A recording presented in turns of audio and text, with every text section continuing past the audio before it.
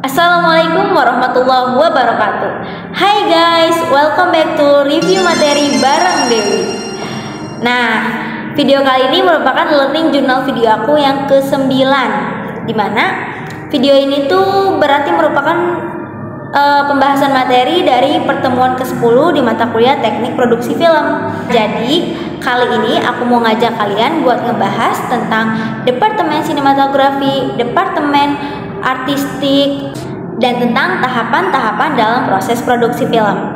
Jadi buat kalian yang mau tahu selengkapnya, yuk simak sampai akhir. Yang pertama ada departemen sinematografi. Departemen sinematografi ini memainkan peran penting dalam produksi film. Kenapa bisa dikatakan departemen sinematografi ini penting? Karena dalam produksi film, departemen ini bertanggung jawab atas keseluruhan tampilan dan gaya visual sebuah film. Nah, di dalam departemen sinematografi ini ada seorang sinematografer yang juga dikenal sebagai sutradara fotografi atau DOP. Nah, DOP inilah nih yang nantinya mengepalai atau memimpin kru film dan kru cahaya atau kru lighting di lokasi syuting. Dalam sinematografi juga, seorang sinematografer tidak hanya bertugas merekam saja dalam setiap adegannya, tetapi juga bagaimana ia mengontrol dan mengatur setiap pengambilan gambar, seperti jarak, ketinggian, sudut pengambilan gambar, dan lain sebagainya. Jadi si sinematografer ini juga memperhatikan hal-hal tadi ya guys. Nah, hal ini juga dilakukan dengan tujuan memperlihatkan serta menjelaskan objek tertentu secara mendetail dengan mengupayakan wujud visual film atau video yang dibuat tidak terkesan monoton. Nah, unsur sinematografi juga secara umum dapat dibagi menjadi 5, yaitu yang pertama ada angle shoot, type shoot, composition, continuity, and cutting. Oke, unsur yang pertama itu ada angle shoot. Angle shoot ini merupakan sudut pengambilan gambar oleh kamera pada suatu objek. Nah, sudut angle shoot ini secara garis besar dibagi menjadi 3 bagian lagi sesuai dengan dinamika yang tercipta, yakni normal angle, A level, high angle, and low angle. Oke. Lalu yang kedua ada type shoot. Tipe shoot itu atau ukuran gambar. Ukuran shoot ini atau sering juga disebut tipe shoot pada dasarnya dibagi dalam 3 bagian ukuran. Itu ada bagian close up shoot, medium shoot, dan long shoot. Yang dibagi lagi dalam beberapa bagian dan memiliki fokus motivasi yang berbeda. Jadi dari ketiga bagian tadi ada bagian lagi yang memfokuskan pada motivasi yang berbeda. Yaitu yang pertama ada close up. Shoot close up ini terbagi lagi menjadi 4 bagian, yaitu ada extreme close up yang merupakan pengambilan gambar yang sangat dekat sekali.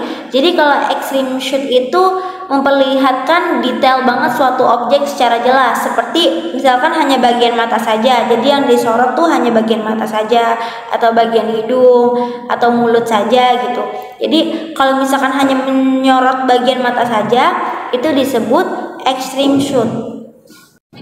Jadi jika memperlihatkan suatu objek dengan detail dan secara jelas, contohnya hanya menyorot bagian mata saja secara jelas area mata. Nah, itu dinamakan extreme close up. Selanjutnya ada big close up. Big close up ini sering digunakan untuk menekankan keadaan emosional objek. Jadi tipe shoot ini biasanya mengambil objek manusia hanya bagian kepala saja. Bagian kepala saja itu berarti dari area sini sampai sini. Itu namanya big close up. Lalu ada close up.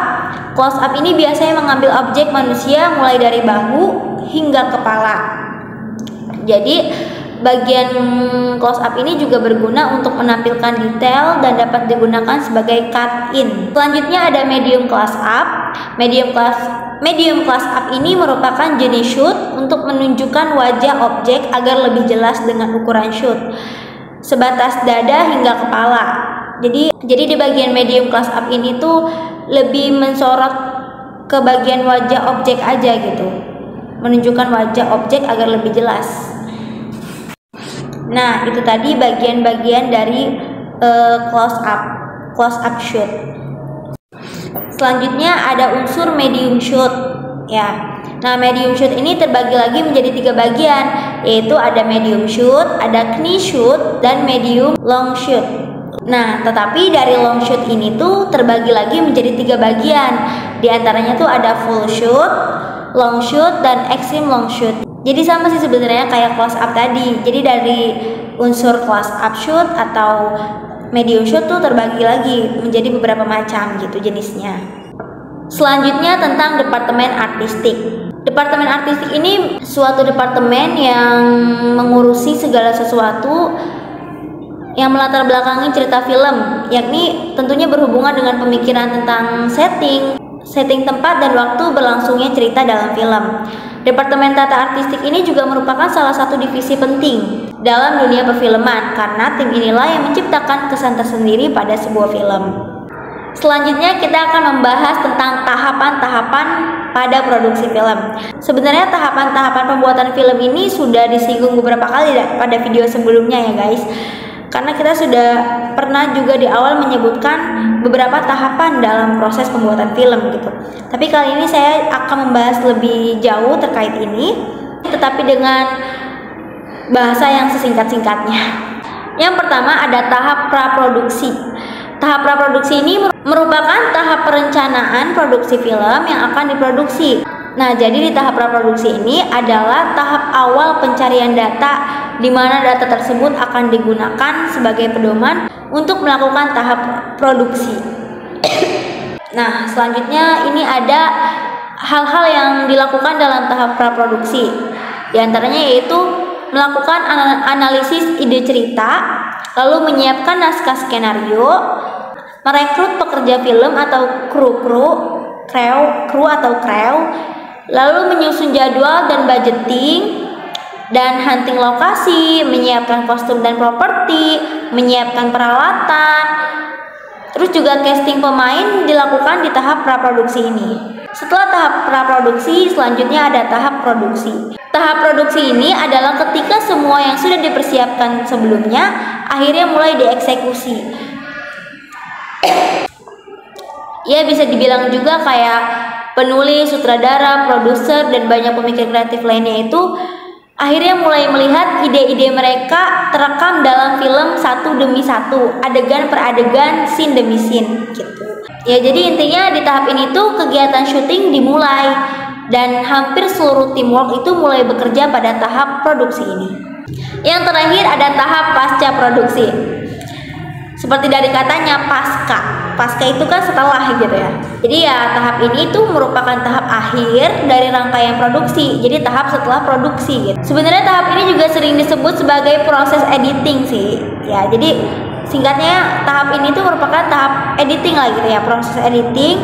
Tetapi pada proses editing ini juga gambar tidak cukup hanya digabung-gabungkan begitu saja. Tentunya banyak sekali variabel yang harus diketahui dalam proses editing. Jadi pada intinya proses editing ini adalah proses merangkai hasil syuting menjadi rangkaian gambar dan suara yang bercerita dan berkesinambungan sehingga didapat film yang sesuai dengan tuntutan naskah film.